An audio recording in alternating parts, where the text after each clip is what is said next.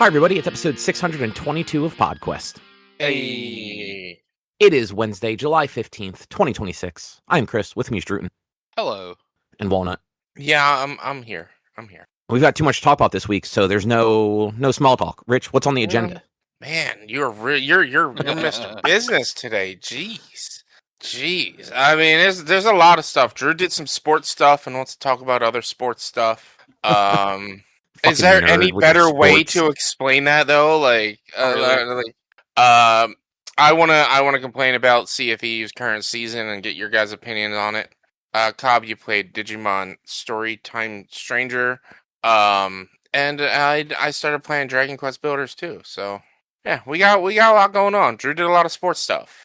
Drew, how was the All-Star? So you only went to the festival, right? You didn't go to the actual All-Star game. Yeah, no, oh God, no. The tickets for All-Star game and Home Run Derby were ridiculous. The All-Star Village was free if you have a Capital One card. So, oh, that's cool. Otherwise, did you have a Capital One card, or did you sign up for one just to go? No, I've had a Capital One.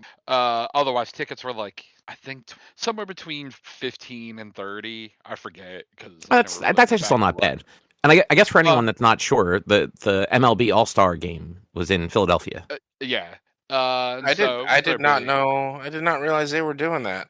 Man, Philly can't catch a break over the last few months. It was the having FIFA stuff for the last month, and now the All-Star Village. I mean, technically there was overlap between them. Like, there's still FIFA fan festival things happening in Philly. I think until this weekend. Well, there's the no World more. Cup wraps up in like Saturday, I think. Yeah, but there's no more games at least in Philly. No. I don't think. I don't know where the last game is being held, but it's not New York. Okay. Or the Meadowlands, New Jersey, whatever. The Meadowlands. Yeah. But yeah, so they have their big fan festival thing. There was different stuff every day. I went on Monday. Cool job, internet dropping out for a second there. Okay. That was you. Okay. I'm just man, is my internet being weird again? No, I knew. I knew it was him. I just wasn't sure if he called it, or if he knew it dropped out or not. I was just gonna wait to see if he kept talking. Yeah. I was about to speed test just to check. Yeah. No. So a lot of the mascots were there. There was a mascot home run derby on like one of these little. They had a bunch of little fields for kids to go out and play on, which I will say the thing was definitely, I'd say, mostly geared towards like families and people with kids. Like a lot of the things that you could do, like I said, there were like 2 or 3 fields for kids to just go out and play on, like full, like shrunk down baseball fields and whatnot. There was old players doing like autographs and picture sessions. They had a lot of the trophies for like the different awards there. So there was a little section for the Baseball Hall of Fame, and they laid it out all like they sectioned off different areas and named them after neighborhoods in Philadelphia. And in the app, the MLB Ballpark app, like where if you go to a MLB game, it's where your tickets will be nowadays. There was a thing to scan different QR codes around and collect badges, and there were little like rally towels or bags or whatever prizes that you would get after you got a certain amount of them, and they were spread out through the different neighborhoods. But yeah, like it was a neat little thing, but definitely if you had kids, it was a great thing. But for 2 adults going, it was like, it was okay. Like I said, the best part about our day there was watching the mascot home run derby. That's cool. Yeah, I'm not really surprised that a lot of it would be geared more for like kids.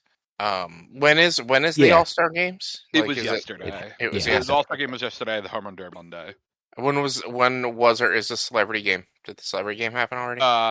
Sunday. I think all that kind of stuff happened Sunday. Yeah. My biggest complaint about the All-Star Game Festival thing was a lot of the signing and really the like all the other things you could do there. You had to like register for them in the app, and things went up either at 9 a.m. or 1 p.m. Like the morning stuff went up at 9 a.m. Afternoon stuff went up at 1 p.m. It would like immediately sell out.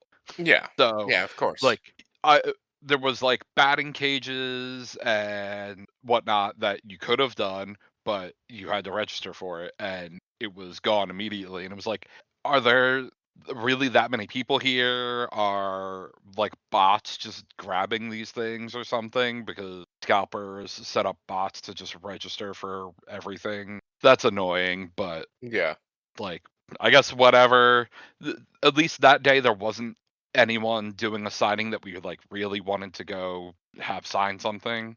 And the one player we did want to go see, Gene Segura, who played on the Phillies a few years ago, also then did a not no reservation required little photo op That's cool. later. So we were like, just go to that. Yeah, that's cool. Yeah, it's part of why I don't really care to go to like some of these like to like the All-Star Festival or the FIFA. I mean, I don't really care about soccer, but like the FIFA Village and stuff like that. It's like, yeah, it's a lot of it is going to be primarily geared towards kids or obviously fans, but mostly kids.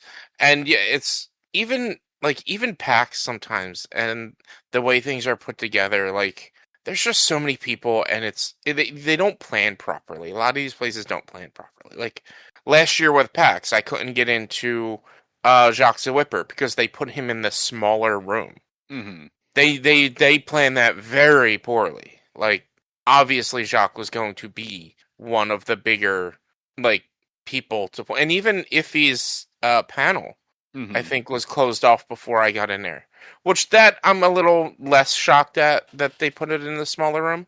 But like it is frustrating. Like these places just they don't plan properly. They should have known or had a much better bandwidth on their websites or figured out a better way to do these reservations. Like Yeah. maybe have like kiosks in field or like at the village to where you have to sign up on the kiosk. Yeah, like I mean, they had QR codes for like everything there. It should have been a thing where you have to go scan the QR code, Yeah. And or like you have to be there. Like not yeah, necessarily change a QR code, but yeah, maybe kind of figure out a way to change a QR code or change the code every day so that like if it goes on for 5 days, you can't use the same QR code or you can't use the same password once you scan the QR code each day to scout things. Like they could have easily fixed this problem to get people to be able to like get the signatures they want. Or I hate to say it, and I mean it's hot out. It's winter or it's summer, so obviously people aren't going to want to do this. But maybe just bring back old fashioned fucking lines. Like, yeah, like they did have standby line, but like mhm, I definitely overheard someone saying to people earlier, you weren't guaranteed to get up there if you were in the no, standby line. It depended how long the person took with people that came up to them, and yeah, yeah, so it was like we could have gone and stood in the standby line, or like I said, we just waited till other yeah. opportunity like 2 hours later. Like standing in standing in the standby line, you could be there for 2 hours, and you might not see the person, and then you just Exactly. wasted Yeah. 2 hours of your day standing out in the sun and whatnot. Well, at least this was at the convention center, so at least we were inside. Okay, at least it was indoors. Okay, Yeah. um, yeah, Still, but like overall, it was fine. I'd definitely been more upset if I paid money for it.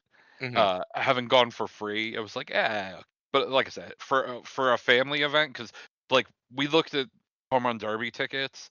I think the cheapest I ever saw was $400 a ticket, and that hmm was nosebleeds in a spot where like it's not like you're gonna catch a ball up in the 400 level yeah. uh, anywhere in that. Yeah, it's ticket prices in general are just too like the All-Star game ticket prices and stuff like that shouldn't have been that high.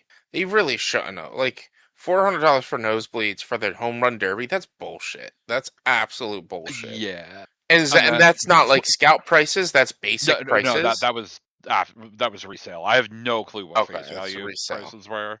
Yeah, because that stuff Um, sells out so quickly, and there's no regulation on what people resell for at those things. Yeah. mhm. And that's it. That's something that there really needs to be better regulation. Like resale of tickets, like it it keeps people away from the events they want to go to. You didn't get to go to the home run derby that you wanted to go to. I don't go to half the concerts I might want to go to because of resale ticket and resale prices, and that's 9 times out of 10 where I'm going to be getting my tickets from. But even on top of that, general ticket prices are also just. I'm sure the home run derby tickets probably would have been about $100 to $200 for I'd $100 imagine. probably for nosebleeds, which also is way too much. You're not wrong. I agree with that. Like, Yeah. I will say one thing I learned after the fact for the home run derby. Apparently, they have the players sign all the balls for the home run derby. So I guess at least if you do go and you catch a home run, you have caught a signed ball from a dude who hit a home run in the home Yeah. run derby, which is like cool, but that doesn't make tickets that were like $1,400 a spot that you would have had a actual chance to catch a home run ball like Yeah. at all worth it, unless And it was like Otani wasn't in the home run derby, so none of these home runs were going to be worth that much. yeah, and also like a home run derby home run ball isn't going to be worth much in a sense Right. of resale and collector's value, whether it's signed by the batter or not. What you're looking Agreed. for, especially when it comes to like resale and memorabilia, is you want that game-winning home run hit. That's Really, where what you the want are the reason. the records or the Yeah. like milestone number 300, 400, 500, Yeah, whatever. like and again, that's hard to prove, but filmed having caught that ball. There's Mhm. your proof right there. Like, then no one's good. You can say, "Oh, I got this in the 2026 home run derby, hit by I don't remember. I don't know any baseball players' names." Like somebody's gonna be like, "Oh, that's cool. Like, I'll give you $20 for it." Like Yeah. it's not special unless unless it's maybe a record distance home run ball Yeah, or maybe. something like that. Like maybe I don't know, is the green wall still there? Maybe like a home run ball hit over Well, the green wall. I I don't mean, know if that in stadium's Fenway, still there yeah. anymore. Yeah, Yeah, that's still there. something like They're that. no- they're almost I almost guarantee tear down Fenway. It's already No, 115 years old. Why move? Why change? I couldn't remember what stadium it was in. So yeah, But yeah, it was ridiculous that's how. yeah, that's ridiculous. That's insane. Yeah, That I mean sucks. that's like when the Phillies were in like the playoffs a few years ago. Mhm. I I think it was the year that they actually made it back to the World Series, not the one where they like were out in like the first round. Those tickets were $2,000 for shitty seats. Hmm. Sounds right. Yeah, and like Yeah. playoffs, not even like championship games or World Series, like just regular playoffs. Hmm. Yeah. Yeah. Like they price out people that actually want to go. Yeah, Mhm. and it's like unfortunate. Like some like I know when it came to like New York in the finals, the NBA finals, Oh, there's like God. a lottery that people can sign up for to get affordable tickets. But like that still sucks. Like you have to be 1 in 100 or so, or 1 in 1,000 to get picked for that. Or Mhm. I think it was like 100 people got these tickets. And it's like that sucks. That like that this stuff should be available to the common person. If they want to go see a championship game, they should be able to afford it at normal ticket prices. Agreed. Yeah, I mean that's concerts, at sporting events, like the prices are out of control for a lot of that stuff. Yeah. But All-Star game aside, Drew, you also played college football in the year 2027. How is Well, time traveling? I mean, technically, kind of. I haven't, and this is the whole thing about it. So Nope. EA brought the college football series back 2 years ago. It's been the first two were pretty widely highly regarded, or at least didn't set off a massive controversy among their own creator fund or whatever they call their thing. They give access to the games. And obviously this year started out okay. People were out there doing their videos. They decided and didn't really let people see this until the game like came out for early access. In the two like main modes people play and especially do content for, which are Road to Glory, where you make your one player, you only control that player, and you play their career from like a high school senior all the way through college. and then you can convert that player over to the Madden, be a pro or whatever they call it in Madden, continue their career in Madden if you want. And then the Dynasty mode where you create a coach and you run whatever team you want for up to 30 years. They decided we're going to change how much experience you can get in those modes, but then let you pay real money Oh my to god. level up your player or coach faster if you want. And like I said, apparently none of the creators saw this ahead of time, and it didn't really hit until, I guess this was the week, maybe even the first time where the $150 players still had access to it, and it wasn't until the week it like came out, and a bunch of the guys who have been making college football content put EA on blast about it. The main guy pushing it was a guy who I'd not heard of until this year. His YouTube is Bordeaux, and he started a whole hashtag called was it CFB Play Don't Pay, and EA has totally backed down on it and pulled the microtransactions out. I don't 100% remember if they added back all the XP sliders from the prior years, but they definitely added at least some of it back into Dynasty. But yeah, they tried to just be like, but yeah, go ahead. You can microtransaction your way to having a higher level. Yeah, gross. So, does the level matter in online play? Well, Road to Glory does not have online at all.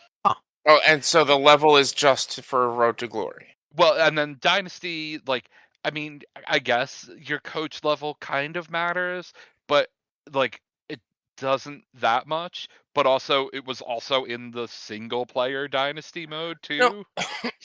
I see what you're And saying. also in the online Dynasty, whoever starts the online Dynasty could just turn off you being able to use microtransactions at all anyway. So really, they threw this in for the single player mode, and it's like, Yeah. we're So, gonna let you not progress as fast as you could before, but you could give us money instead. okay. So, my feelings on this are conflicting.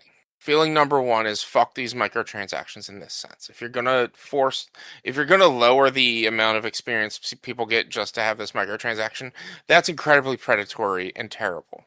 And I hate that. But also at the same time, if it does not it does not greatly positively affect your online play, and it's all primarily single player play, then this does come into a sense of accessibility. If somebody doesn't have the time or ability to dedicate that time to get that level, to be able to allow them to purchase those levels on a single player, my feelings are on a single player game. If you're going to do this pay to win scenario in a single player game, by all means, if people are going to pay for it, they're the fucking chumps or chumps that are paying for it. And so I don't think it's as bad. It's still But bad and predatory. I'm with where it was. If they had just added the microtransactions in and changed nothing, no one would have said shit. I don't think it was the fact that they threw the microtransactions in and then basically made it the only way to get to max level was pay us more money. Yeah, and like it's bad. I agree 100% it's bad. But also like it is for single player accessibility primarily. They're chumps if they're paying for it. Like, well, yeah, just, but I mean, yes. The thing, like yeah. I said, it was impossible to max out unless you paid them. Yeah, that's Whereas insane. before it was, and it was like, and most of the creators who posted stuff were like, EA, if you just never took out the higher experience sliders and let like people wouldn't have complained. It'd have been like, okay, well, like whatever. You just added a thing in for the people who didn't want to spend all the time or couldn't spend all the time and wanted to Yeah. max out their player. Cool, give them another option instead of taking away the ability to ever have done it and almost forcing people into it. Like I do want to know the amount of time it would take to reach max level if you don't pay for it. People were looking into it. Someone ran a simulation. I think I forget if it was they did 20 years in the Dynasty mode, or if they did the full 30 and they only got to like level 47 out of 100. Like 20 in-game years, like it Yeah. was played because your coach can only play for 20 years and your character can only play for 5 5 or 6 or whatever. So But okay, yeah, so in the Dynasty mode, they were like, you're not getting the max level in Dynasty. Okay. Yeah, that's, and again, like not knowing anything about this game and what, like, unless there's unless there's an achievement for reaching max level, that is absolutely predatory as well. Like you're locking an achievement away just to be bought. Well, you're locking potential abilities for your code and or player behind money at that. Yeah, I mean, maybe but it's like you don't need them, but like still. I would count, like, I don't often get to max level in RPGs and stuff like that. Like right. That's my counter is like 60, 70, like that's probably about the only reason I got to max level in Expedition 33 was because there was an achievement. And I did not get to max level before I beat the game. It was after I beat the game and wrapped up with everything else. It was just because it was an achievement. And that's like, I generally, like, the only game I get to quote max level with is my seasonal levels with Sea of Thieves, because it's generally relatively easy to get to the max level. It's just play the game, and if we play it once a week, every week during the season, we generally can reach the end level of the season. But that's to get all the cosmetics and whatnot. That's normal games as service season stuff. So like, yeah, I agree with you that it's shitty. I 100% agree with you that it's shitty. But I also, like, it's in my head. I'm like, where do the merits come from of whether or not it's that negative that you don't reach max level during your dynasty? Is it that bad, or does that then force the option of choice for your dynasty league, because each time you can then run it differently and get different abilities? I don't know how this. Yeah. I don't know how the skills and stuff work. I don't know if it's like. Yeah, I'm pretty sure even at max level, you can't have gotten every ability in the game. So you might wanted to have done multiple different ones where there are 3 different archetypes you can start as, and then you have to level up and spend points in certain ones to unlock one of the other base ones that then allow you to unlock like the combo version of whatever that is slightly upgraded. And then there were 2 higher tier ones that you have to unlock by completing certain objectives, winning the national championship or whatever. And I'm pretty sure even at max level in the prior games, you wouldn't unlock enough XP to have unlocked everything. Yeah. But you definitely took away. Oh, okay. And actually reading EA's big post they made about the change that they're putting out in the patch that goes up tomorrow, they say even at level 100 you can't unlock every perk, which I feel like is actually a good thing. And like, not the best coach in college football ever was not always necessarily the best at recruiting people and designing the game day plan and pushing everyone through practice to upgrade their skills and all the other things at the same time. It's definitely like, okay, they're very, very good at one thing, pretty decent at another thing, and then little bits, but not every. Yeah. So, yeah. But yeah, people were just pissed. It was like, oh, you took away. You literally, they put the names of the experienced things in Dynasty previously in the prior games where you had normal, and then you had slow and slower and faster and fastest, or slower and slowest and fastest. They took away faster and fastest and put the micro. Yeah, that's what are you doing? That's EA for you. That's EA trying to make more money because they can't do loot boxes anymore or whatever. Like, because loot boxes are banned or whatever in the UK, I guess, or something. They can't do them anymore. So they're finding other ways to do microtransactions to get people to spend money, because people are willing to spend money on cosmetics and dumb things. Like, that's the worst part, is there's people out there that were going to spend that money to get to level 99. Mm-hmm. Yeah. And that's which like, that's fine. Yeah, But don't make that the only way to have done it. yeah. Like to me, I think it's dumb that you would do that, especially because it really wouldn't change the game that much, I'm sure. Right. Like, No. it's not necessary, but like, if that's what you're gonna do, that's what you're gonna do. Go for it. But I think it's dumb, and I also think it's dumb to offer that ability to buy your levels.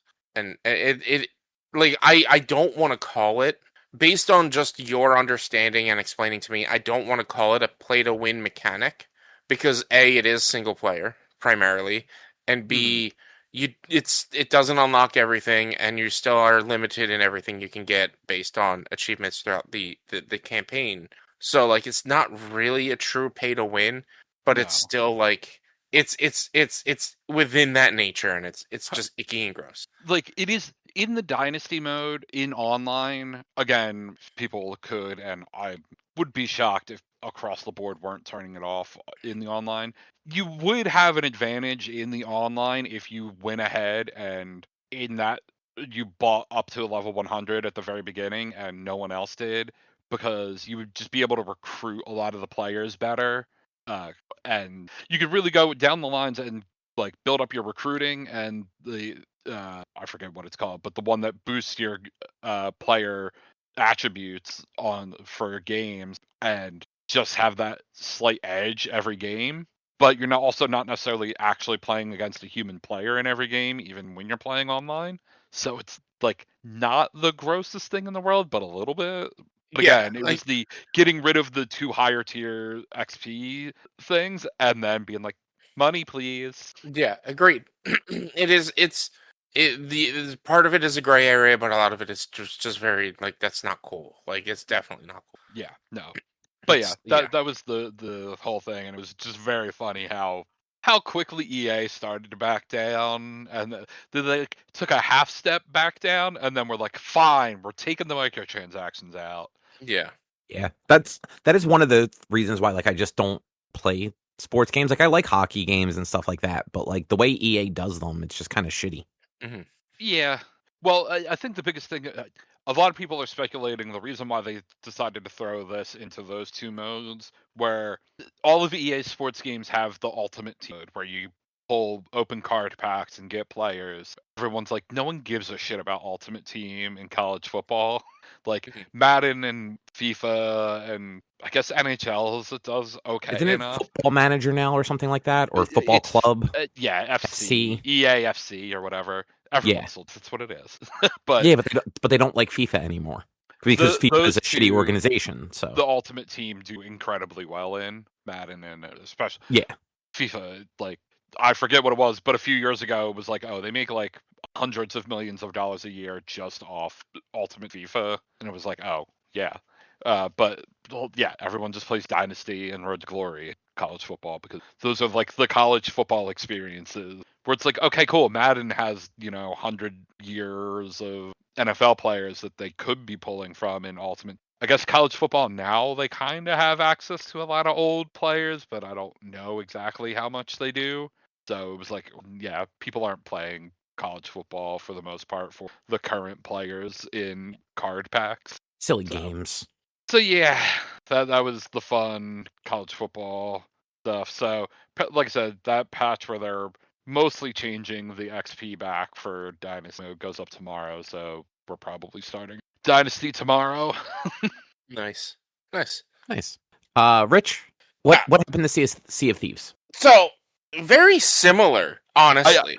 I was kind of wondering if this was going to kind of be a overlapping conversation. Very overlapping. Drew, you have played some games of service games. Cobb, you might have. I have. Yeah, but Drew probably has more experience with games that have like the season passes and stuff like that, right? I'm also well versed in season passes. I played a lot of like Overwatch and shit like that. Yeah, Overwatch.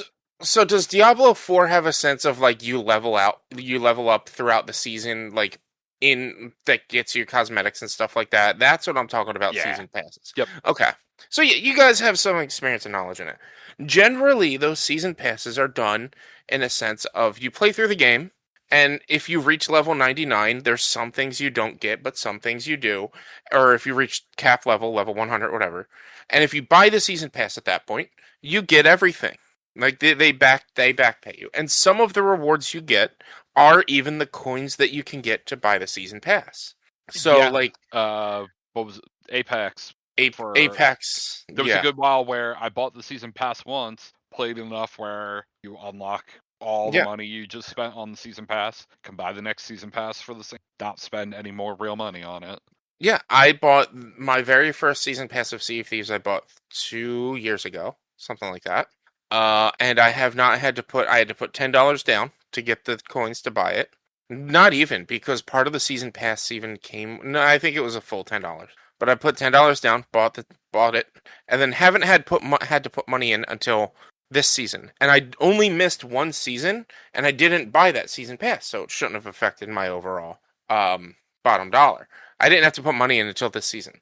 And I'm so upset with this season. So the way the game works is every 3 months or so they add new content, new playable content, new story content, whatever. This season they added custom seas, which means I can create a custom server and invite my friends in, and we can do silly shit. But that doesn't go towards our progress of any of the like any of the achievements or anything that you can get. It doesn't go towards anything. All they added was custom seas. They were planning a big overhaul of one of the world events. They were planning a couple of other things. Not all of it was indefinitely canceled, and all they did was dropped the season pass or the custom seas and gave us a new way of doing the season pass. So in the past, it was 100 levels, and if you bought the ticket, if you bought it at the end, you got everything. This new season pass is now 50 levels, and it's broken down into sections of 5. Every two spot in that 5, so like 2, 7, 12, stuff like that, you get the coins that you would need to buy the season pass. Every 4 slot, you get some sort of cosmetic item. Every 3 slot, you get some sort of mission stuff, and things like that throughout it all. However, the 2 slot, the 4 slot are both locked behind the season pass. So if you had, in my instance, 980 out of 1,000 coins needed to buy the season pass, you don't get any additional coins throughout the season to buy the season pass. So I was waiting until level 2 to buy the season pass because something else that they also did was if you buy the season pass, you level up faster. Now, it's not exactly like college football because this is all for cosmetic shit. But it's now you lose benefit of buying the season pass if you don't buy it right away because you don't get that faster leveling up. And also you don't get those coins in at all unless you buy the season pass. It feels, especially because they changed it. If this was how it always was, it wouldn't be as much of an issue to me. But it feels to a similar sense of a predatory action of, oh, you can level up faster if you buy this. Mm-hmm. I had to put $2 down to get the coins I needed to be able to buy the season pass. So that, and now at next season, if I get to max level this season, next season I'll have the coins needed to buy the thing. But I don't like buying the season pass before I know I'm going to have it done. Right. Because otherwise it feels like a waste of money. If I don't finish it, I don't care that much for the cosmetics. It's more of a, oh, I've got this, let me buy it kind of situation. Mm-hmm. And it's always been mostly free. And it's just it's the fact that they didn't add new content this season, and a lot of the cosmetic rewards are just backdated old rewards from previous seasons as well. None of it is necessarily fully unique. There's one unique item, and that's if you reach max level at level 50. Everything else is pre-released content, which is you did no work on this, and it's just frustrating. I hate it, and I'm so bored. I mean, you were kind of a little down on the game 4 or 5 months ago too. So they've been maybe not focusing, long ago. It probably been 2 weeks ago a few weeks ago when they announced that the next season was going to be strictly custom seas. I've been being down on it because I don't care about that shit. And I'm sure some people can figure out something. I don't have a big enough community to pull in 24 players to play Sea of Thieves all on one server. I don't have that many people. Oh, and also I went into the custom servers, because I actually wanted to make like a thumbnail in the custom servers, and I wanted to go to somewhere specific. And where it was specific that I wanted to go to is like through a bit of a dungeon within the main world. Guess what you can't do within these custom seas where you can fly anywhere and go anywhere and have a free cam? You can't clip through walls. So I can't just go right to where I want to go. I have to like enter into the whole mission to be able to find the entrance and do the whole thing, the whole mission to get that clip I want to do. So what's the point of my creative custom seas if I can't do the creative custom seas thing? Yeah, Yeah. that's kind of dumb. Like, and I went into it. I went into creative mode. And alls I can do right now, as admin of my own creative mode, is summon skeletons, summon powder kegs, and maybe summon rowboats. Like, I can turn on the world events, but I can't like activate them specifically, I don't think. I didn't play around too much into it. I just wanted to make like get this thumbnail or get this basically what I wanted to do is somebody gave me the idea of my be right back screen on stream is like a quick video of the characters being idle saying stuff. And I wanted to go into a vault that you can do by running the Shores of Gold quest line. And it's the very last quest where you get to this island and you go fight the Gold Hoarder, which is a skeleton covered in gold. I wanted to get like a quick video of the Gold Hoarder just standing there in his throne room covered in gold. And one of the messages I wanted to write on my BRB screen was "Eat the rich," and I wanted to have. I was like, that'd be great. Now the only way I can do it is to go into creative mode, have me and my friends go through that quest until right before we go there, then enter into the camera mode to take the video. I posted on Reddit about it. People were like, "Oh, you can find your way in there. It's very specific on how you have to do it, though." Like, I should be able to just go through the floor. Like, why can't I just go through the floor? Why can't I just go through the wall and the doors? Why do I have to be? Why do I have to like? It just Because it doesn't make sense. You're not a ghost. But I'm a camera. You can just have your free camera moving around. Like it's not your character. It's just a literal. It's just your camera. That is funny. I guess when they programmed it, they just programmed the camera to have the same collision detection as the characters. It's 100%. Isn't the game first person? Yes. Yeah, so that's why. Like they did not program a different camera for that entire section. No. It's the same thing. Like as far as the game's concerned, you're moving your character around, not the camera. Yeah. Which is silly. And it's just not great. But like this season pass stuff really like I made a video about it and how boring it is and how like I have no content to do because they've focused primarily on PvP content over the last 3 seasons. And like we're doing whatever little crumbs are left of the PvE content that was left over from the past few seasons. But we have nothing to do. And we're kind of bored. And the only reason I bought the season pass was because if I didn't buy the season pass, then I was going to level up slower than the rest of my group. Just stupid. That's wrong. Like, I should be able to like, you know what? I don't necessarily care for this, but if I get to the end of it, like my group, we have determined that if we reach the level cap before the end of the season, we are not playing the game anymore. We are strictly just playing to reach level cap. That's it.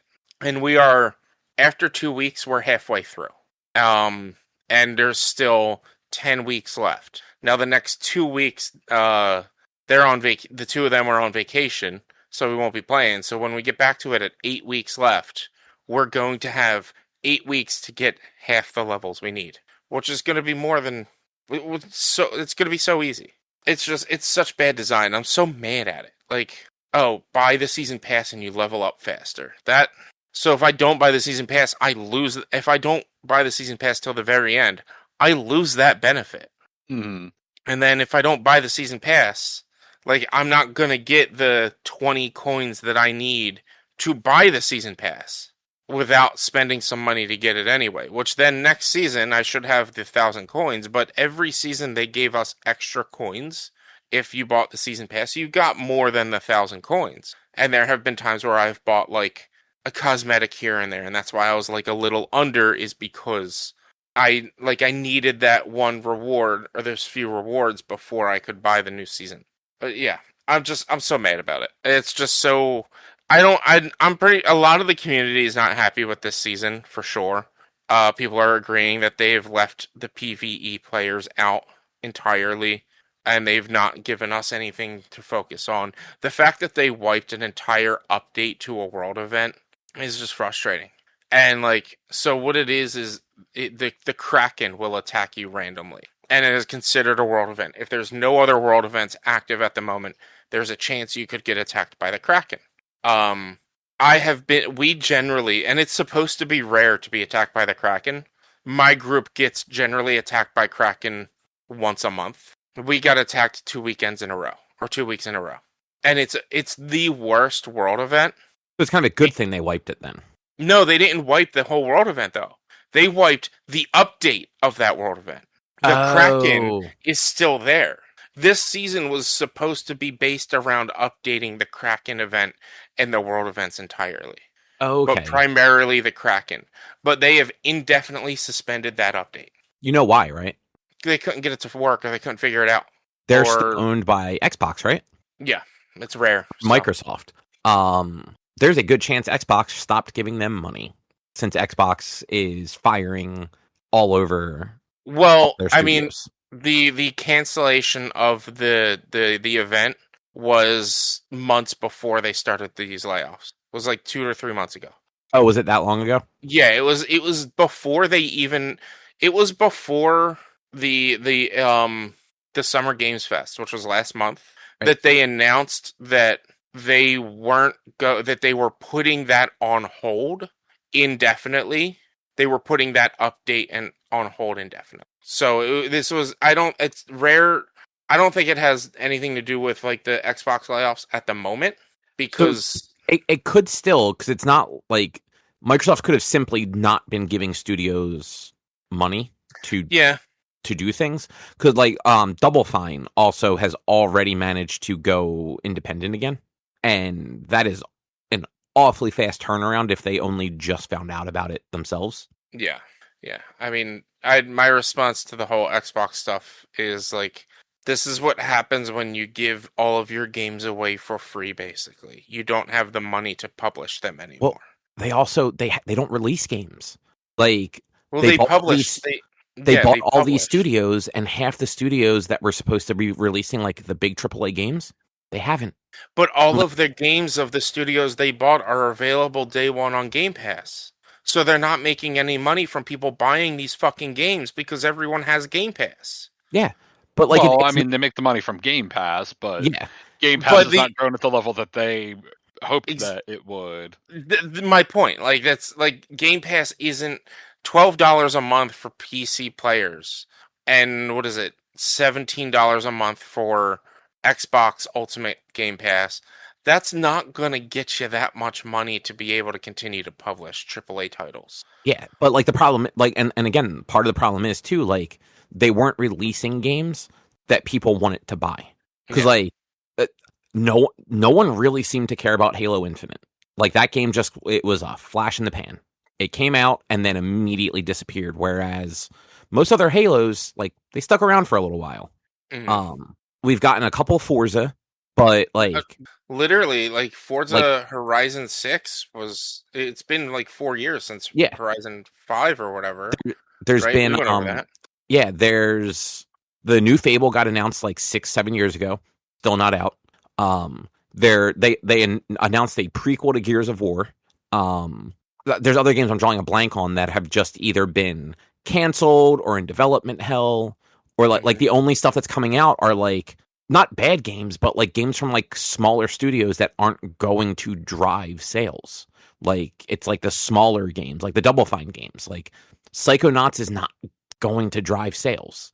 Like, that is a perfect Game Pass game. Yeah. But you need the other games that people want to actually pay full price for, or games that people want to keep that Game Pass subscription going for. Yeah. Like, I have never kept a Game Pass subscription for more than like 2 months. Because why? Yeah. Like, Xbox doesn't have enough games. I am on record saying that the Xbox Summer Game Show was the better of the develop of like Xbox, Nintendo, and PlayStation. They showed great games. They showed great games, but they're not out yet. no. Until those games come out, it's like, well, you guys have a bad history of canceling it to begin with, so. And then like let's look at Hellblade. They shut that team down. Yeah. So once Hellblade comes out, which that team's not going to make any money off of it because that game is being released on Game Pass day one, they're just out of money. Like those people aren't making any money from the sales, at least from the PC and Xbox sales. I don't know. It'll probably be released on Steam. It'll probably be released on PlayStation. I don't know for sure, but like that's just gone. State of Decay 3, which hasn't been in development for 4 years. I'm pretty sure they shut that team down. Like I don't. I'd have to look into the Plague Tale game. I think they're owned by Microsoft. I don't remember. I know the Plague Tale games are always on Game Pass, but I don't know like what's happening with that. Like, is that still? Are they still going? Like, yeah. Microsoft has done some bad decisions, and I may have to actually purchase Sea of Thieves soon. I would not be surprised if I actually had to purchase Sea of Thieves. Have you been playing it just on? I've been playing it on Game Pass. Yeah, and I'm pretty sure if say they were to leave Microsoft and if Rare were to like no longer be on Microsoft and leave Game Pass, I'm pretty sure I'd still have to buy it off the Xbox store because I can't transfer my data over from. That's actually what I was about to ask. I didn't think the game was cross progression. No, it doesn't have cross progression. So if say the Xbox Live ever dies, I lose fucking everything. My what is it? I was just looking at it the other day. 600 plus hours in that game. Hold on, let's load it up. 699 hours and 49 minutes. So almost 700 hours in that game. I will lose everything if the Xbox Live Store ever like shuts down. That sucks. Yeah. But I mean, it'd be the same if Steam ever shut down and I owned it on Steam. Like, if those servers ever shut down, I'd lose all 700 hours and I'd have to find another way to get it because there's no cross progress. But yeah, I think the recent stuff for Fallout 76 also hasn't been very good. And like we're not. Yeah, getting, I haven't heard much about that. Yeah, not in a long time. From Bethesda, we're not getting new stuff. Like they did hint at more of another Elder Scrolls, right?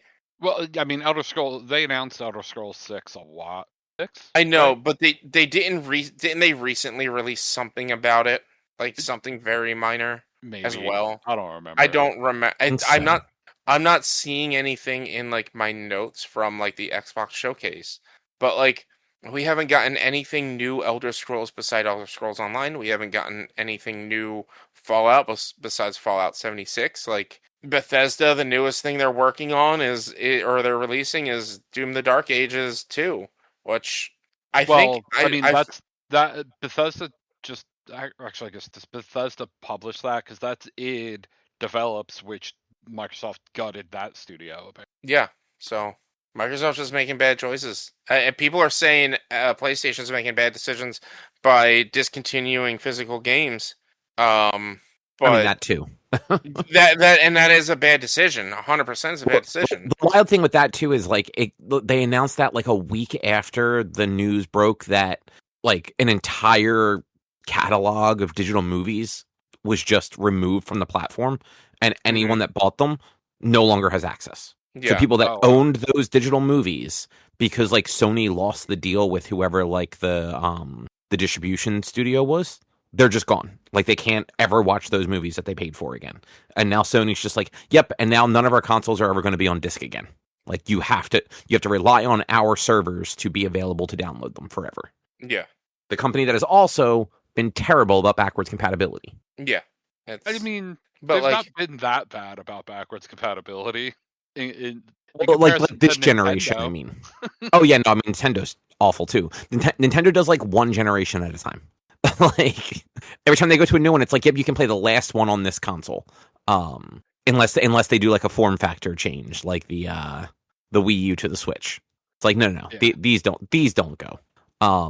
But I Actually, mean, this really, generation. the only backwards compatible Nintendo systems were the Wii U and the Well, DS.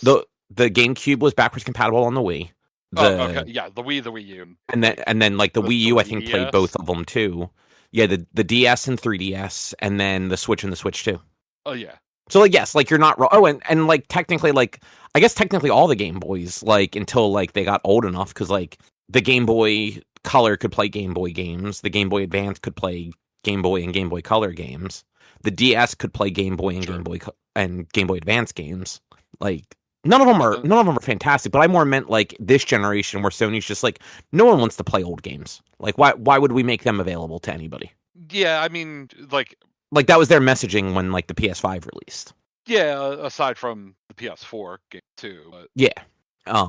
But yeah, all these companies suck. Every one of them. Yeah. It's Microsoft making bad business decisions by look, I love Game Pass. I absolutely love Game Pass.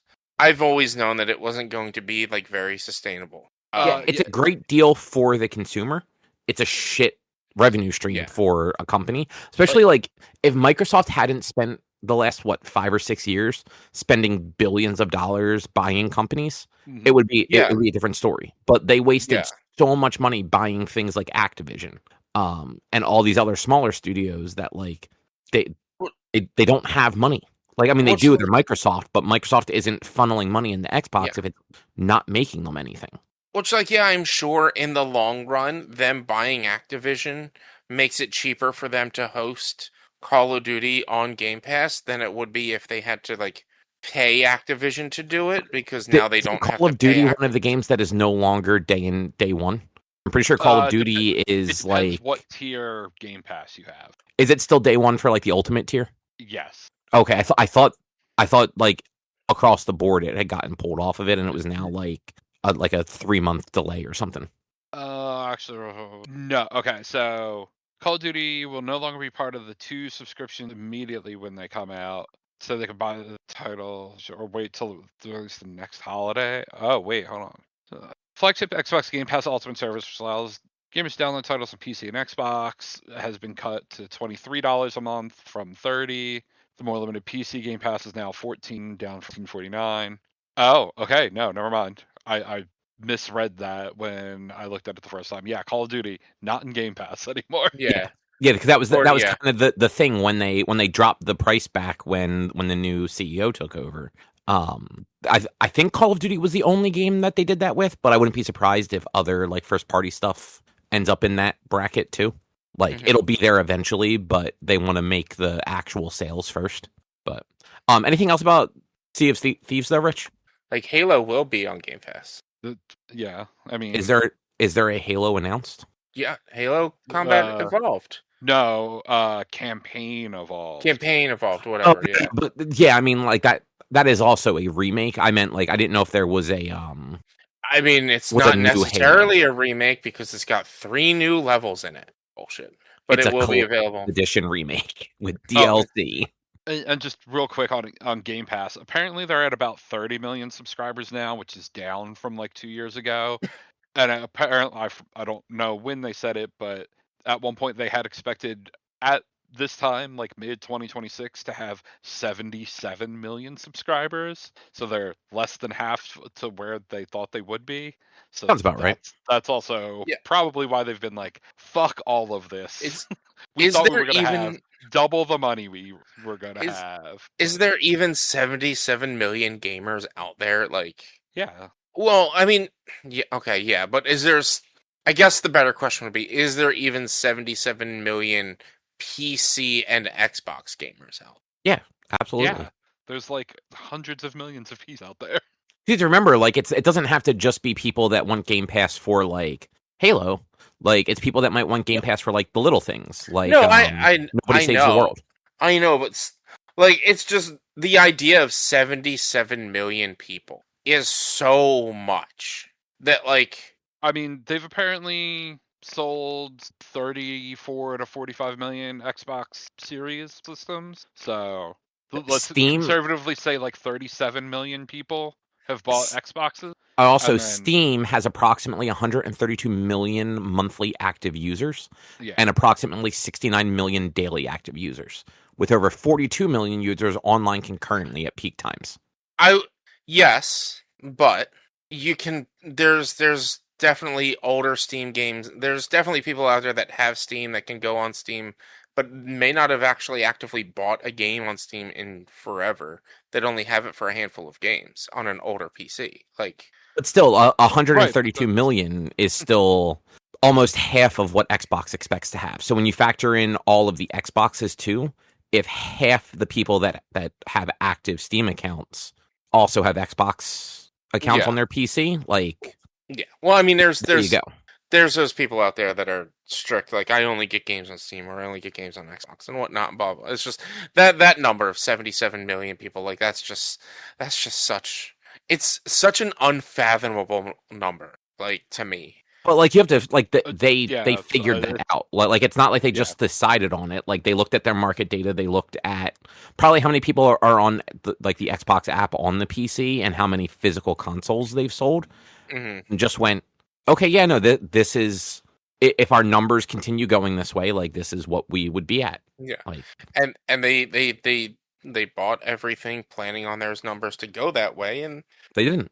Those numbers didn't go that way because, like you said, they haven't really released anything recently. Yeah, like they don't have platform sellers right now. Like I mean, honestly, none of them do. Like Sony also doesn't. Sony hasn't had a game that was like Sony has not released a first party game that I'm like, okay, cool. I have to turn my PlayStation on. Like in I don't know how long. Like the last time I got a game that was like I needed besides like an old game was Final Fantasy. But and now that's and not... now that it released initially as exclusive to PlayStation. I thought Rebirth was exclusive to PlayStation at launch. Oh, I remember Remake was exclusive. For some reason I didn't think Rebirth was. They both were. Because I had a friend who could not play Rebirth because he didn't have a PlayStation. Okay. And yeah, no, I definitely... Yeah, it's not until the new one, whatever the new one's called. It was February 24 was PS5, February 20 or January 20 a year later was Windows, January 25, and then 2 years later in June of this year is when it hit Xbox and Switch. Yeah. Wow. Yeah, no, in my head I definitely thought that Rebirth actually hit everything at the same time, or at least PC, PlayStation, and Xbox. I played it on I'm one of those people that like I will just keep playing something on like the same platform. Because in my head, like Final Fantasy Rebirth is not a first party game, but like I've either played every like PlayStation era Final Fantasy I've played on PlayStation, so I just kind of keep playing them there. Well, it's honestly it is.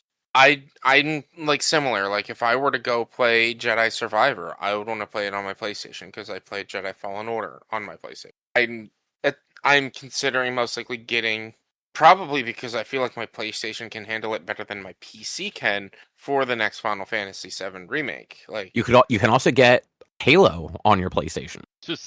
Can you? Will never not be weird. The campaign Evolved is releasing on PS5 because they're trying to get more people to buy shit because no one's buying shit because they give it all away for free. Well, next to free. But yeah, PlayStation 5 owners, they're gonna go boot up fucking Halo, and right after the 343 studio, or right before the 343 studios, it's gonna be the fucking PlayStation logo, not the Xbox splash screen. Which, like, also that's funny. 22 million subscribers to Game Pass is what you said, Drew. 30 currently 30 million is what it was. Which, like, let's just say that was PC Game Pass users only, which it's not, but I'm just using PC because it's the easier number, and I'm grossly undervaluing it because I'm just going to go with $10 because I don't want to actually do that full math. That's $300 million a month that they're getting, and they're still losing money. At minimum, $300 million a month, and they're still losing money. It's because they have companies like Activision with thousands of employees they have to pay. Yeah, no, it's wild. Like that's why they're closing studios, because they're cutting thousands of jobs from the studios that they know they can get away with cutting from because it's not going to impact things like Call of Duty. Yeah. So that they're not hemorrhaging all Yeah. that money. Call of Duty sells on more than just Xbox, so they can make Yeah. more money off Call of Duty than they do anything else. Like I've been saying this for years now that they're trying to get out of the console game for sure. I They agree. just they want to be the new Steam. They want to be a publisher, is what they want now. They're just going about it wrong. Probably. I agree. Should we move on though? Yeah, you got Yeah. Digimons. I did. It was on sale. It was on the summer sale, and Erica had gotten me a gift card for my birthday. So I picked up that. I actually picked up Ghostwire Tokyo too. Nice. I just kind of started that just to see how it ran on the Steam Deck. But I didn't really play much of it. That game was kind of cool. I've played like 10 hours of Digimon Story Time Stranger though. I've never played a Digimon Story game before. I've always gotten the impression that like people liked them for the most part. But I was curious, so like I grabbed it, and so far it's actually pretty good. It's a turn-based RPG, and it reminds me a lot of like Persona. Like both visually, like a lot of like the visuals are just very Persona-esque. But also like the battle, the battles are kind of stylistic.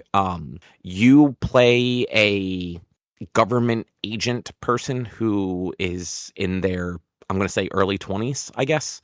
And it's a male and female protagonist that are basically interchangeable. Legitimately, you can actually just go into the settings and just swap between them. And whichever one you pick, the like dispatcher that you talk to is the other one. But the whole time thing is you end up getting like knocked 8 years into the past after like a major catastrophe happens in Tokyo. But the organization you're working for is tracking Digimon and trying to like stop these like weird incursions and anomalies from happening in the real world.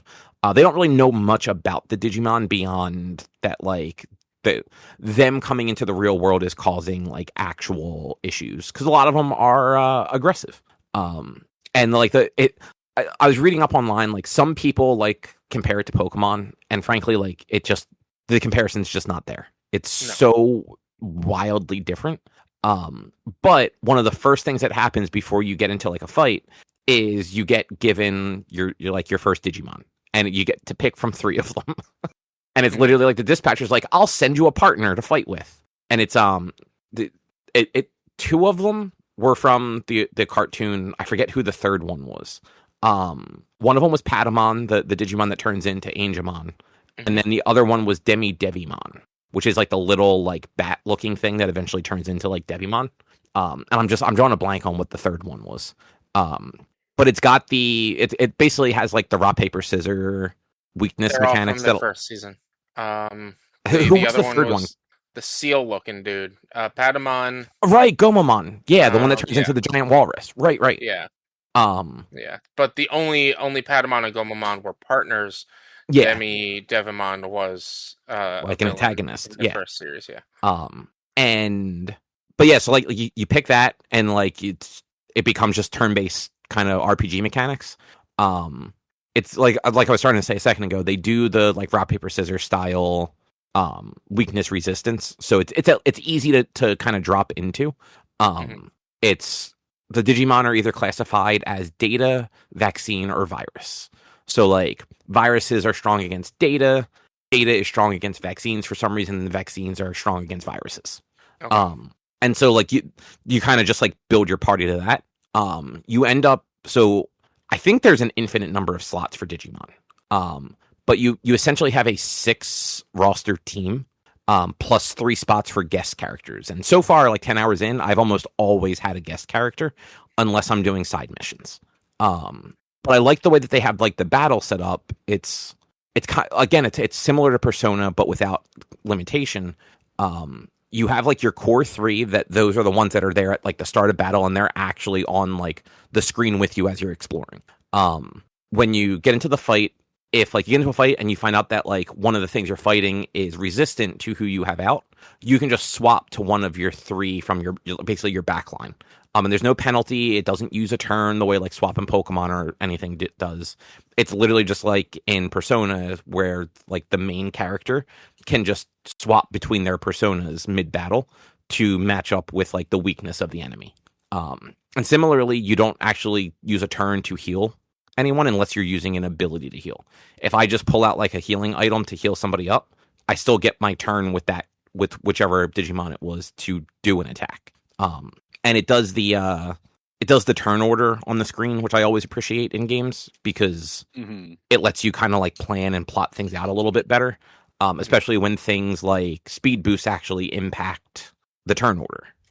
Like you can get multiple turns in before your enemy gets to go if you do some sort of like speed buff on your characters, or if you swap out to a slower Digimon, suddenly the enemy's going to go faster or sooner. So yeah, and then like I said, combat is just it's turn-based combat.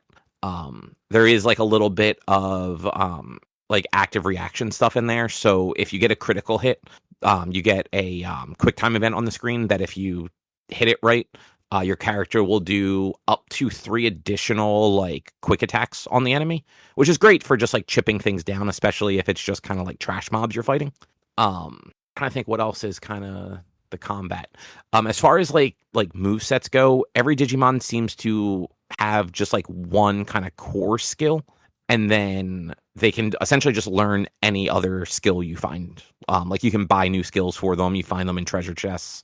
So you can kind of just give them anything. It seems, so far at least where I'm at, a lot of the things that like I'm either finding in chests or buying at the store aren't as strong as what their like default ability is, but it still gives you like a little bit of like extra wiggle room. Like I have a couple like buff attacks that like up my attack or up my defense. I have heal on one character as a, oh shit, I ran out of healing items. This character can at least heal. Because the game, you get money fairly easily, but like you're not getting tons of it the way you do in some RPGs where like by like 10 hours in, you don't have to worry about buying potions and stuff. You just have plenty of money to do all that. This one, every time I have to restock, like I'm actually taking it down to kind of 0. And then you get to digivolve them or de-digivolve them. Similar to the last, what was that last Pokemon game that came out? ZA.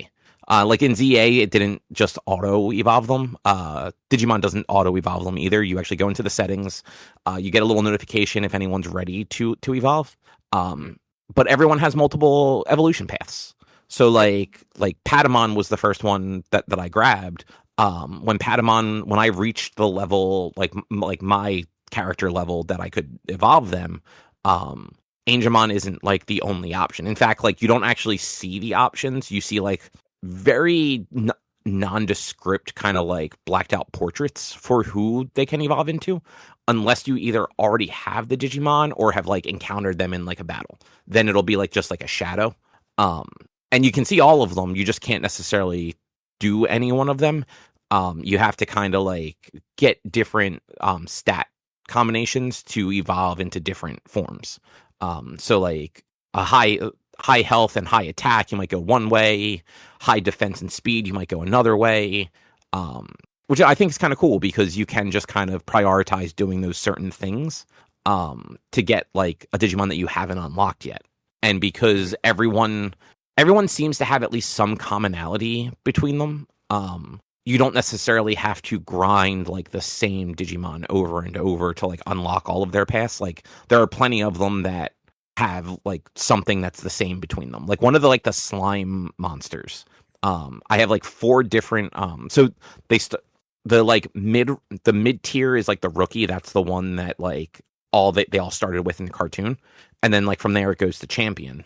A bunch of the rookies just turn into like this yellow slime guy if I want them to as a champion. I'm not sure why there's that commonality with that particular one, but it's all over the place. One thing I realized though is you have to be careful when you evolve them because they don't keep the same type. So I had a balanced team of Data and Vaccine because I just hadn't gotten any viruses. I hadn't gotten any virus Digimon that would actually be useful in battle.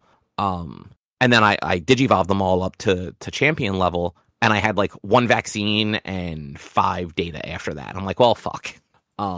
But you can also de-digivolve them, so you can like knock them back to the previous stage if you're like unhappy with how they came out. Which I haven't had to do yet, but I could see that happening because when you do digivolve them, they reset to level 1. And generally, like, their stats are similar to what they were before. Like, it's not like you're resetting level 1 and suddenly they have like 100 health again.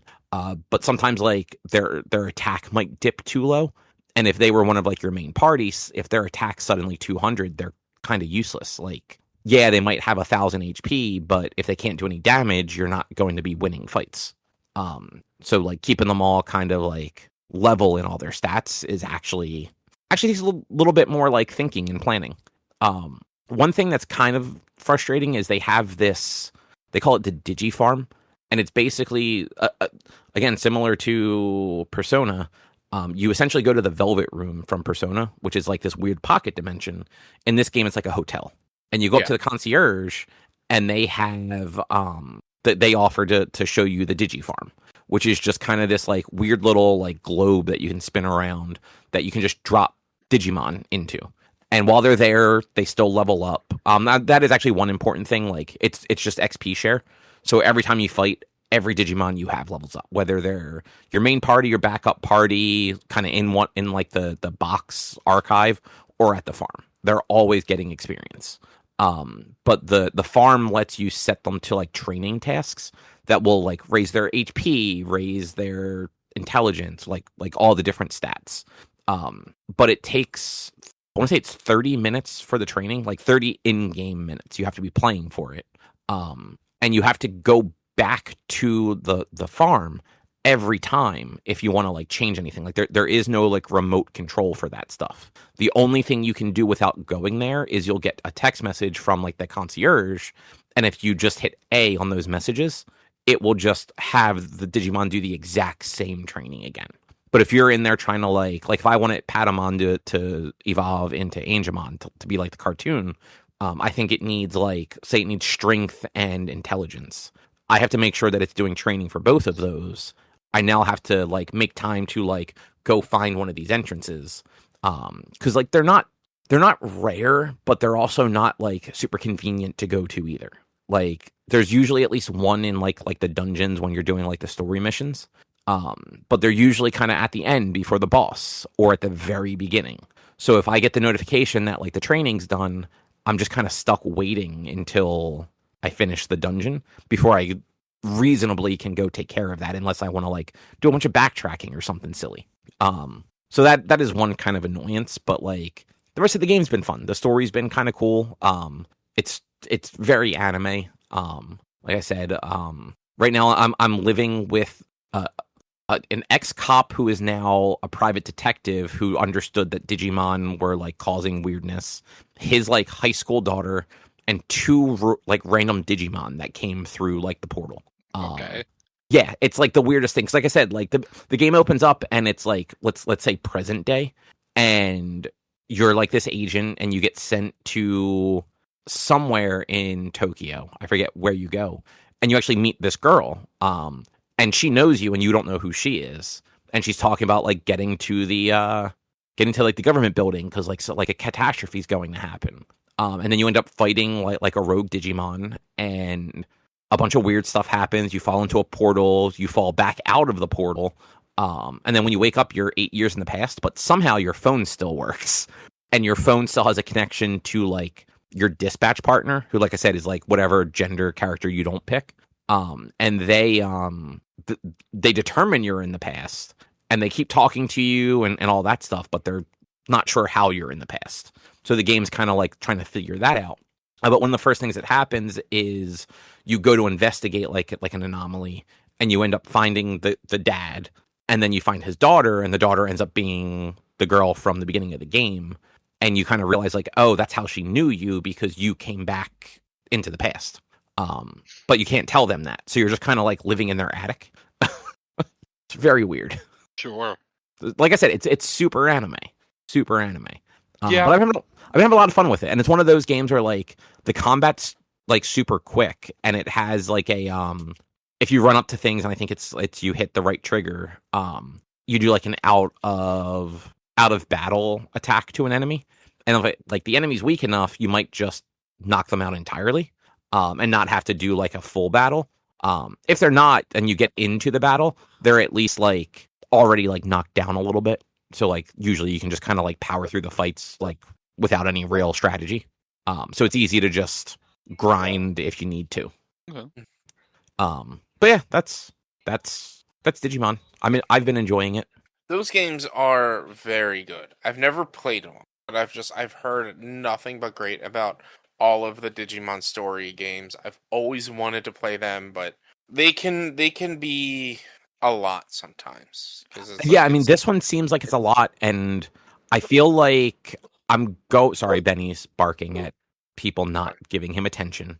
But I feel like this one's going to get there because I'm going to hit a spot where getting the Digimon to actually be like balanced is just going to be a pain in the ass. Because I don't know that the game will just let me kind of brute force forever. Like I feel like I'm going to have to sit there and like start like de-digivolving and like re-digivolving the guys to like get the right combination of them. And like some of it seems like it's just RNG when it comes to the stats. Because it doesn't give you any indicator that I've seen at least yet. And like I've read through some of the like tutorials in the game. I haven't looked anything up outside of it yet. But I might do that just to get like a better idea on it. Mm-hmm. But yeah, that's Digimon. Rich, you want to talk about Dragon Quest now? Yeah, it's going to be quick, but I started playing Dragon Quest Stories 2 because it was a viewer request. They requested it many years ago, and I just never. They actually requested a completely different game, and after looking into the game, I was like, yeah, this isn't really what we thought it was going to be, and so they agreed, and they're like, we'll change it to Dragon Quest Builders 2. I was like, okay, so I finally like got it when it was recently on sale, and I've been playing it, and that game has so much fucking dialogue. It's exhausting. It's a Dragon Quest game. I know it's an RPG, but it's like literally I am like 5 hours in and I feel like I'm still in the tutorial, and I was talking to people while live on stream playing it, and they're like, this is kind of the whole game. Cuz it's a builder. It's not an RPG. It has RPG aspects, but it's like a Minecraft builder, world builder kind of game. And it's like you go in and they teach you how to build real quick, and then it's like, all right, great, now I know how to build. So then you go to the next island, and I'm on the second island, and they're like, all right, let's teach you how to farm. And it's like a 2-hour long quest line of like, first, what we need you to do is to craft and build a scarecrow and then place it. So then you craft and build it and place it. And then they sit there, okay, now we'll automatically do all the rest. And they stop. They have to stop and tell you, and you have to read it all. Like, it's not like it's voice acted. You have to read it all. And like, okay, now if you have people that can do farming in your community, we'll automatically start tilling the soil for you. So we're going to go till the soil. And then they go till the soil. And then they come back to you. Now that the soil's tilled, here's some seeds, plant the seeds. And if you go plant the seeds, so you go plant the seeds. All right, now that the seeds are planted, we need you to make access for us to have water so that we can water the seeds. So can you make a way so that the water can get down here? So then you have to go make a way for the water. And then, all right, now that the water's down here, we'll do that ourselves. And then they do it themselves. Now you have to wait. So while you're waiting, let's go do these other things. And it's so much like, I feel like I've been reading more than I've been playing the game. And I just want to play the game because it's nonsense. It's all like, it feels very hand-holdy to me. And it's getting frustrating that like... How many hours in are you again? I'm like 5-6 hours in, something like that. Oh, you've got at least 7 or 8 more to go. No, but like that's the thing. It's when I get through this island, I'm then going to go to a different island. And then they're going to do the same exact thing about a new thing, a new ability that I'll have, or a new thing I have to. And then I'll go and do that island. And the game is like 40 hours long, and it's all tutorial basically to like, I just want to build shit. I just want to build shit and fight monsters. Like Minecraft. I've tried playing Minecraft. I don't like Minecraft. I cannot get into Minecraft. That's fair. I've tried it. But this is like, it's a cool world, it's a cool thing, but like I'm just like I'm I'm like, guys, stop talking to me and tell me everything at once. That's what I want. That is where it gets to me. It's hey, do this for us. You do it. All right, now do this for us. You do it. Now do this for us. You do it. And it takes a half hour to do something that should take not even 5 minutes, because you have to talk to them between each step.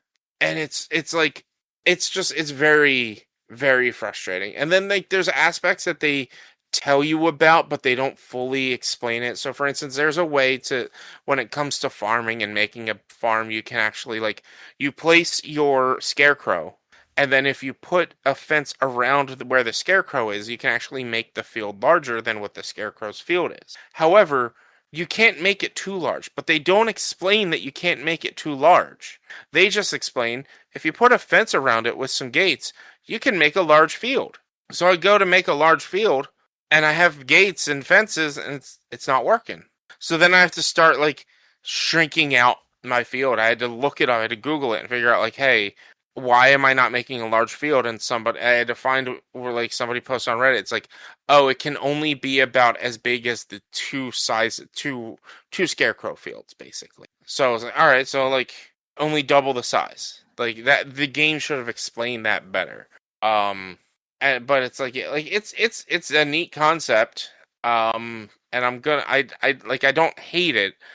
I want to play it, and I feel like I've read so much that I'm starting to skip dialogue, especially like side quest dialogue. That's kind of a bummer when it comes to like RPGs. Like if you're skipping dialogue, you're just not into it.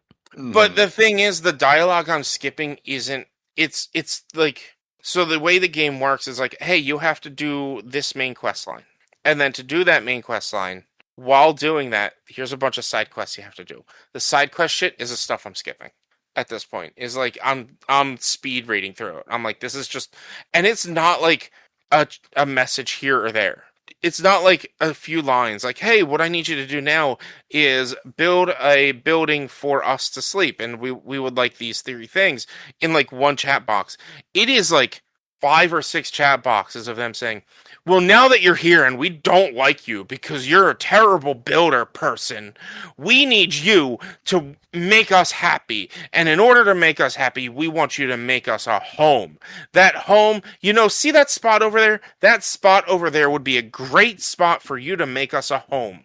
But in order to make the home, we need certain things. We need you to do this, this, and this, and have these 3 things in there. And that's how we want you to make us our home. That will make us happy. So can you go make us a home, you terrible, terrible person? And then you go make them a home. I'm not even kidding. Like everyone hates you because the whole story of the game is you are a builder, and like all the islands that you're around kind of honor follow like a religion that hates builders because they follow a destroyer. And so they've always been told that builders are the worst. So now they're like, oh, you're a builder? You shouldn't be telling everyone that you're a builder. That's a bold move, telling people that you're a builder. I heard that 10 fucking times. Well, stop being such a douchebag and build. From 10 fucking people. You should not be telling people that you're a builder. That's a bad idea to tell people you're... It's like, okay, I get it. Builders are bad. Like, and the other thing is like, the god that these people worship, his name is Malroth, that you learn at the beginning of the game. These people. Like, its name is the god's name is Malroth, and guess who your partner is throughout the game. The god? The Rothmaul. Malroth. It's Malroth. He just doesn't have any memory of being a god of destruction. And he wants to be a builder, and he wants to learn how to be a builder from your character. But every time he tries to build something, it doesn't work and it breaks. Sounds about right. So that's the theme. It's like, all right, I already get it. Like I was like the first, you meet Malroth within the first, after like the hour-long tutorial of teaching you the base game on the ship, you then meet him on the first island, and it's like, Malroth, I've heard that name before. Oh, that's the name of the god of destruction. He doesn't know who he is. Oh, so now we're making him like become the good guy now and not the bad guy. Like his all of his dialogue is about fighting things and breaking things and destruction. And it's like you're teaching, but he wants to be a builder. It's like it's not bad. It's not bad. I'd want to play more of it, and I just feel like I'm just reading. And like I was talking with the person who wanted me to play it, and I'm like, dude, I started skimming and skipping dialogue. He's like, a lot of it you can, like a lot of the side stuff you can, like part of the problem is I'm reading it out loud. So when you read out loud, it's a little bit slower, but it's like I can't just sit there and read while live on stream. You got to read out loud. You got to read forever, like especially if there's no like voice acting. Like it's different if like there's voice acting. Yeah, and like there's some like that I'll just be like, all right, blah blah blah blah blah blah blah blah blah. Like I'll speed read it real quick. It's like it's not important. That's not important. That's not important. Just tell me what you want me to build for you, and then they tell me. I'm like, great. And then I forget what they want me to build for them because it doesn't like go anywhere on the screen. So then I have to go talk to them again and see what like the 3 things I needed to craft again, and then go craft it. But it's like, yeah, it's. I mean, it was Dragon Quest Builders 2, it was pre-2020, I think. Yeah, I mean, it was definitely a while ago. It's 2019, so like it's kind of a product of its time a bit. Like it's not that old, but it's still like when it comes to builders and stuff like this. Like I want to get into like the whole like building things aspect and maybe making some of these cool things that you see people build, but it's just so much dialogue, so much talking. So much dialogue of them telling you suck. Exactly. Have you considered just not sucking? I guess is the bigger question. Oh, yeah, it's a valid point. I literally show up on the island and they tell me I'm a terrible person because I'm a builder. Okay, it's not even anything I did. I'm not hearing any inaccuracies. I was born this way, and they're just telling me I'm a terrible person. So what can I say? Sounds about right to me. Yeah. But no, that is a bummer. Yeah. So it's definitely. I'm gonna continue to stick with it, but it might turn into like a once a week game, and I move on to something else shortly after a few weeks of playing it. Because if it's gonna continue to be like this, I'm really gonna need to be like, all right, this is part of like the cozy Wednesdays that I'll be playing this, and let me move to something else. Understandable. Mm-hmm. Definitely understandable. Sounds like that might be a show though. Yeah, that's a show. Sorry, got distracted. If you'd like to find more of our content, you can head over to www.one-quest.com. You can also help us out by supporting us at patreon.com/onequest. If you can't support us at $8, though, you can go to your favorite podcast platform, Apple Podcasts, YouTube, Spotify. Rate us, review us, subscribe to us. Those things all help. You can also find us on social media, facebook.com/onequestonline or at @1_quest on Instagram and Twitter. And our Blue Sky is at one-quest.com. You can also send us an email to social@one-quest.com, and our YouTube is youtube.com/onequestvideo. Then, Rich, what is your streaming looking like? Twitch.tv/B_walnuts, Mondays, Wednesdays, Thursdays, and Sundays. Dragon Quest, Forza, Sea of Thieves, I don't know, whatever I feel like playing. Taking it easy for a bit. Definitely come check it out. My birthday stream's coming up. I don't even know what I'm going to be doing for my birthday stream, because I probably have to work on my birthday, and it's a Monday. So if you want to come hang out with me for my birthday stream, come hang out on the 3rd of August. That's really all I got. I don't really got much. That's fair. I mean, you did just wrap up one like event thing, so you know. Yeah. You're getting back into regular mode again. Yeah. But cool. Well, with that, we'll be back next week with something else to talk about. Thanks for listening. Bye. See yous. Bye.